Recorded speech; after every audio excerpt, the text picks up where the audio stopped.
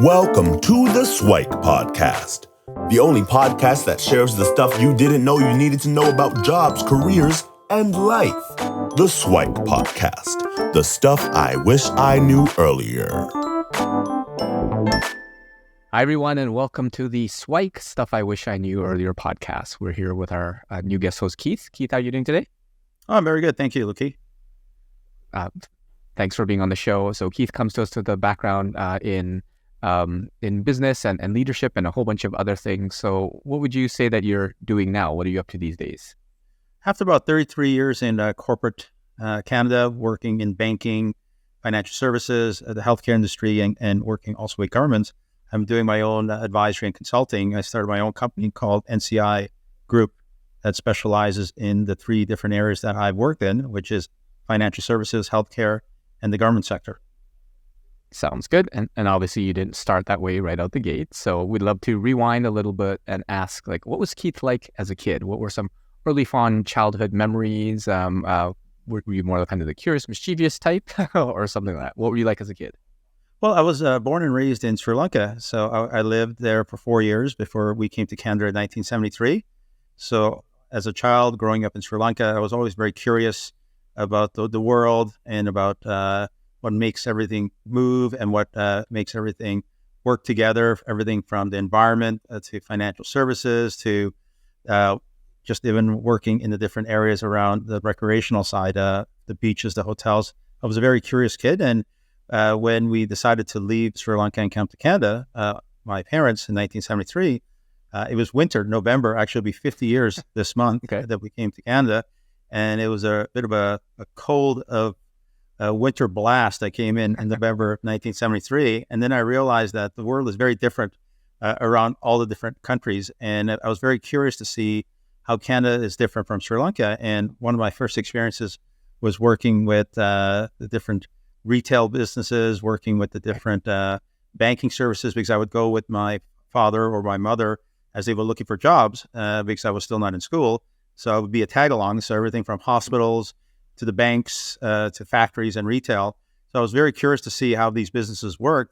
And as a child growing up in Canada in the 1970s, everything was done manually. There was no real automation or digitization as we have today. So everything you did was on an hourly basis, on a punch clock. And basically you had to be present to do whatever you needed to do, be it work in a factory, work at a hospital, work in a bank. Unlike today where everything is done remotely and digital or self-service. So I decided as a young child to figure out what makes these different industries tick and how I could be involved with some of these different industries. So always curious and always looking at change as part of my growing up experience in Canada. Sounds good. So you mentioned you're a curious kid, and when you were in school, were you kind of the academic type where you were kind of straight A's and all that, or sometimes the curious kids are a little bit of the troublemakers, depending on how curious they are? Yes. What were you like on that spectrum? I would say going through kindergarten, I learned how to share and not share, and also got in some trouble. But I would say I was a bit of a hybrid between being curious and also being an academic.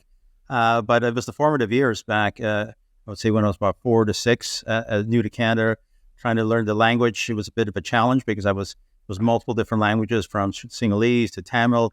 My dad spoke Portuguese, so learning English 4 years into coming to Canada was a bit of a challenge, but I did persevere. And I would say overall, I was very good academically, but also very good working with people and basically my peers as a very young child. Sounds good. And then we kind of advance to, let's say, the high school days where in high school, is that when you were starting to tag along with your parents and you learned about the business world and things like that? Or how did that start? I guess it's in its inception. Well, it's transitioning because as my parents, as a youngster, 4 to 5 years old, understanding the different businesses and understanding the different types of companies out there and the services they provide. When I was in high school, I was looking for a job as well.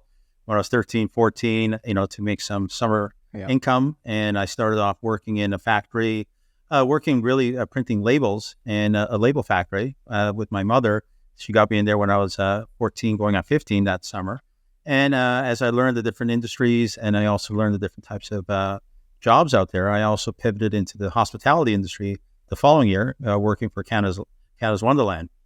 And Sounds good. And were there any other choices or options along the way? Because it seems like that you had a pretty varied work experience. So healthcare, did you want to become a doctor, do that STEM sort of thing? Or well, I was looking at my first choice was to become a pilot, okay, a jet fighter pilot. And then I said, well, I don't know if that I could handle that, because I think it was right after a Top Gun came out when I was 18 years old. And so that was my first choice. Then I realized, being a physician or working in a hospital, I don't necessarily like, blood and working in an environment that's sometimes depressing. The retail environment was very interesting as well, and also manufacturing. So I tended to look at how do I improve, be it the public sector or private sector, through business and understanding what makes everything work. And so that's one of the reasons I got into business, and I went to university to study more around business, finance, management science, as well as the art of negotiating as well. Sounds good. And so you ended up at University of Windsor. Were there very many programs that you were considering along the way, or was there kind of a set area of business? Because business is pretty broad in terms of what you want to do. Yeah, it was a very interesting and very good question, because it was the early 1990s, 89, 90, when free trade just happened in North America. So free trade was paramount. We had a whole North American trading bloc between Canada, the U.S., and Mexico. So when I went to the University of Windsor, there was also a program with Wayne State as well as Michigan State to kind of cross-pollinate and do courses in Canada and the U.S., which leveraged me very well to understand both the Canadian markets as well as the U.S. markets as relates to commerce and business and trade. So it was very interesting, because one of the main reasons I went there was to get that U.S. experience. And with that U.S. experience, is that kind of a clear-cut path to what you decided to do like after university, or was it a challenging time to land a job out of school? What was that experience like? Sure. As I indicated, I started as a summer student at Scotiabank in my third year of business school, and really focusing on merchant point of sale and digital payments. So we were doing transformation around cash and coin to digital payments for credit cards and debit cards. So I was involved with the national launch of Interact Online Payments and Interact Direct Payments. So you can now use your debit card, which is now the number one payment in Canada. Billions of transactions being processed annually, both at the retail level as well as on e-transfer. So that was my experience of getting, and I realized that kind of transcended all businesses, from retail, manufacturing, also government sector, where at the end of the day, nothing happens until a payment happens. Right. And did you have a good sense of whether or not that was the type of work that you wanted to be doing in university? Because sometimes folks go through school and they think that work is going to be one way, and then they end up doing something totally different. Or was this pretty close to what you had hoped you would be doing?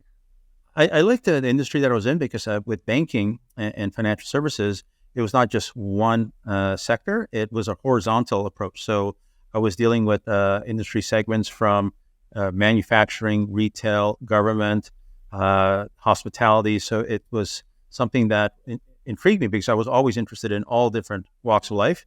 And this was a perfect way to get into that environment where I could work with multiple different verticals, multiple different clients, and use my wealth of experience in that way. Sounds good.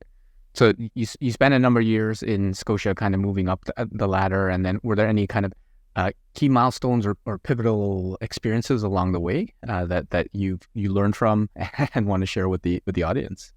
Definitely, because I was working first in the operational role, doing all the different setups and implementing digital services for businesses and merchants. And then I got into more the product development. So I pivoted and got into product development and building the products for the future. Okay. So with the first product that I was working on was doing a credit card batch program, which is kind of the prelude to what we do today. If you look at Apple Pay, Google Pay, it's all tied back to processing credit cards in a real-time batch process on your credit card. So, but it's now a better customer experience. So one of the products that I launched almost 30 years ago was around batch credit card processing, which was really the catalyst to what we enjoy today, which is using your payments for memberships, for recurring payments, for basically tap and go was I would say the foundational elements that were put together about 30 years ago that I built as part of my product role at the Bank of Nova Scotia. Sounds good. And what was the process to kind of learn those skills? Because you at that point, you didn't go back to school, and going from operations to kind of product development is a little bit different. Was it a pretty easy transition to do that? It was not an easy transition because based on my formal training and education, understanding, let's say, the academic part of it, understanding the operation part of it, and then how do you build a better value proposition for businesses and consumers. So it's very much something that you have to learn on the job and learn through working with people. So it's very collaborative and understanding what the business side needs, what consumers needs, what the financial industry needs, what banks need. At the end of the day, you're moving money securely with the data to make sure there's no fraud, to make sure that it's not compromised, and that the funds are settled. So because if funds are not received for the business, they can't operate their business, and to make sure that the consumer also gets what they have asked for with regards to be it online payments or physical payments. Sounds good. And then you moved from the banking sector into the telecom sector. And I think there was a stint at Rotman along the way where you did go back to school. Can you describe kind of that process? No, it was what I did was I left banking in 2001 and went into BC Emerges. And BC Emerges at the time was the biggest IT company in Canada in 2001. They managed multiple tech sectors from logistics, hospitality, healthcare, as well as financial sector. And what they did was they transformed and digitized the entire ecosystem. So basically, this was before the iPhone came. This was before we had procurement sites and automation.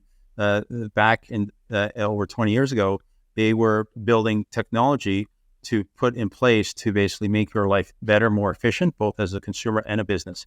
The challenge was it was during the dot-com period. So a lot of these dot-com companies struggled because they built it but didn't have the value proposition, or they a lot were early to the game. They were trying to do mobile payments, and the iPhone, this was 2002, and the iPhone didn't come out until 2007, right, as an example. So a lot of what I did was ahead of the time, but it was a good way to build out a network, leveraging mobility, leveraging all the different interoperability with multiple different stakeholders. The lesson learned was that a lot of the things that we build out as products and services, the market was not ready to adopt it and embrace it until there was the consumer devices and the consumer acceptance of digital services, which really happened with the advent of the iPhone about 4 to 5 years later. Yeah, it goes to show that sometimes being ahead of your time is not the opportune place to be because if the market is not ready, then it's not there. But sometimes that provides you some more advantages and opportunities because when it is ready, then you already have done it, whereas people are still later in the game. So BC Emerges, that was prior or around the time you ended up in Bell and TELUS, or what was that journey like? Yeah, so BC Emerges was a Bell company, a Bell Canada Enterprises company.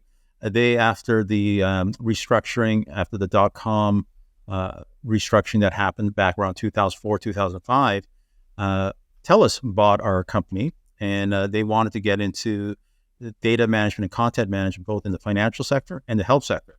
So in 2008, TELUS bought the division and the company that I was part of, and that's where the next journey happened. With regards to transforming digital services for both healthcare as well as for financial services. Around 2008, 2009, which was really the advent where the iPhone was taking everyone, including the business world and consumers, by storm to adopt this type of technology to your lifestyle became more pervasive into your business. And what we learned during that, let's say 2008 to 2010, everything we built had to be part of your lifestyle as opposed to being a standalone. So what I did back with TELUS was to adopt solutions to manage your health content, your financial services content, in a better customer experience, incorporating not only getting your data, getting your information and financial records and health records, but also the ability to pay those solutions and services online or through your mobile device. And at the same time, I believe strongly in continuous education. And that's when we went into the Rotman School of Business as the TELUS executive team to do a 3-year program that was basically spanned over 3 summers to enhance our strategy, our tactics, our understanding our market, as well as understanding new markets. So that was also another way to have continuous learning, which I'm a strong believer of, And that continuous learning helped me take it to the next level, which was really looking at the global footprint and how we could do more on an international basis too, not only in Canada. Sounds good. So it seems like it almost is like a full circle moment in the sense that you started your career in, call it hospitality, healthcare, manufacturing, all that sort of stuff. And you ended up becoming like a leader in this space. And whether you liked it or not, you went back into like the sort of the manufacturing, not quite more the B2C, and then back to healthcare and all that. But always Exactly the business foundations, looking to optimize, making things a little bit better and what have you, so that people could have everything as more of a lifestyle versus just like a little tag on to the types of things. And I love what you said about the continuous learning, because I think that's what a lot of people miss, where they think end of university, I'm done. Whereas in your journey, to get to the next level, you had to learn, whether it was on the job training or what have you, and you had this opportunity with an executive program to continue down that path. And I'm sure formally or informally, there was a ton of learning as well in the process as well. Exactly. And I'd love if you shared a little bit of kind of the last few years. So from TELUS, there was D&D, and then now with NCI, some of those things. And were there any interesting learnings along those paths? Definitely. And in with regards to continuous learning, we also we invested in our leadership. So in 2017, 2018, we did a Harvard program to look at how do we become more global, how do we pivot to create other different divisions. And a lot of that was focused on TELUS International and looking at how we could now take our footprint on a global basis. So the Harvard School of Business really taught us to look outside of the box and to look globally, more of an outward in focus. What that means is, what are the customers looking for as opposed to what we're looking for, which is an inward out focus. And it really got us to the level where we launched TELUS International. We also were able to create a different value proposition that was more compelling, putting all the payments assets and financial services assets into TELUS Financial Solutions. So in 2020 and 21, TELUS International did an initial public offering, went public in 2021. In 2021, we also spun off our division to Dye & Durham, and that division was TELUS Financial Solutions. And it was really to monetize and to basically get more value of the different divisions that we were able to create throughout the TELUS group of companies. And so in 2001, this was all during the pandemic as well, we were able to do 2 spinoffs and then from there grow that business. So I joined the Dye & Durham team, and as part of that was to integrate our solutions, TELUS Financial Solutions, within the Dye & Durham suite of services, both domestically and internationally. And after about a year and a half of that integration, transition services, we were able to successfully integrate the solutions, the products, as well as the financial model to create a better profitability, as well as a better revenue model and better customer experience. So it was a win-win on all fronts. And then I decided in basically about 6 months ago that after about 33 years in the corporate world, I decided to, how do I give back, both in educational wise, also with regards to coaching and training. So I started my own company in the consulting and advisory called NCI Group, which is basically Nugara Consulting, Inc. Sounds good. So the theme that I'm taking is a lot of innovation and that continuous learning aspect, right? So you were, ahead of the curve with many of these technological or financial innovations as well. And the theme of it was that continuous learning that allowed you to kind of stay up to date with kind of the latest and greatest in tech. And I'm wondering, as we wrap up, if you could share a little bit of your SWIKE, the stuff I wish I knew earlier. So obviously you shared a little bit of but along the way. But if there's any specific ones that you want to highlight or the ones that you didn't speak about, what are some of the SWIKE that you wish you knew earlier and could share with young Keiths or the young Keiths listening in the kind of key pivotal moments of your life or your younger life? Sure. Well, the 3 things I learned, if I could go back in time and tell my younger self, is that always look at what can be done and what's the art of the possible. Because a lot of times we always put restrictions and barriers in our own head and prevent us from taking the next step. So I would say, don't hesitate, because as a child coming to Canada, I was always hesitant because I didn't know the language properly. I didn't fit in. So never put any artificial barriers around you is one piece of advice. Second is always look at what does the customer want? What's the compelling value proposition? it's not all about you just because you believe this is what everyone wants. It's that outward in focus. What is the customer looking for? What are they willing to pay for? And what's the value proposition would be the second. So not what you want, it's what the customer wants. And the third is always give back to the community.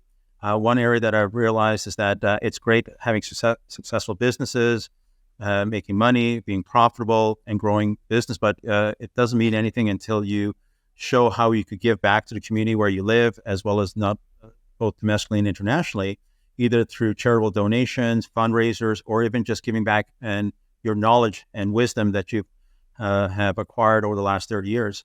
So the third thing is to give back, is what I would strongly encourage my younger selves to do, as opposed to don't be selfish and it's not all about you.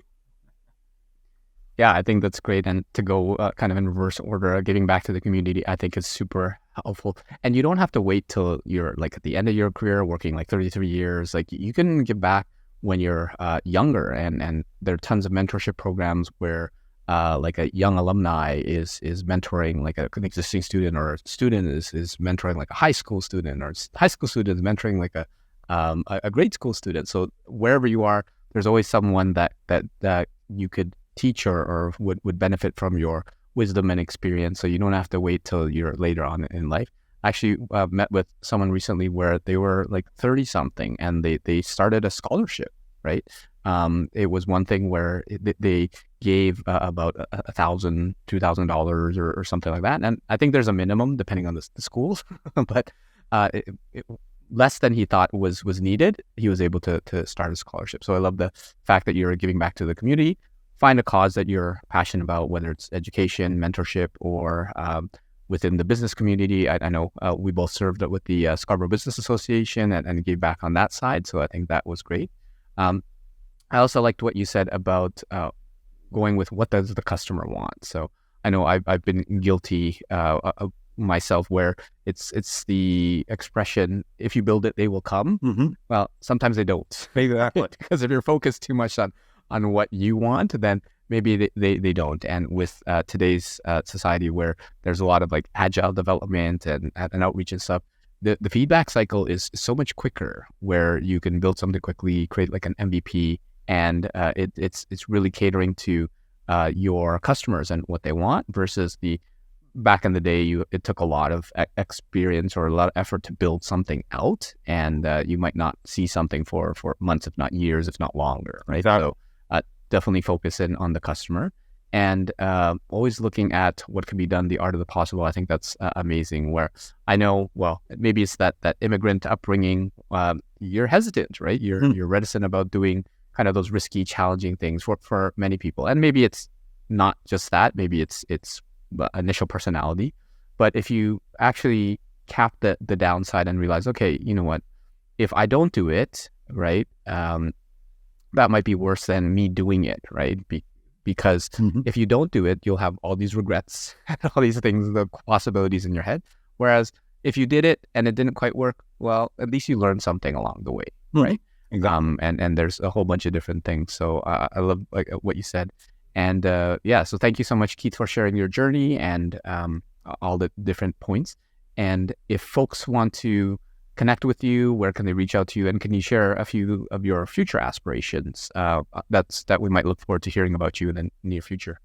Sure, because people reach out to me by email. It's keith@ncigroup.tech, or my website to find out more information about what I'm doing at nciconsulting.com, or just reach out to me through LinkedIn. And what I'm working on right now is not only mentoring, advising, and consulting, but also looking at new opportunities and working with some startups that are in the fintech and health tech space.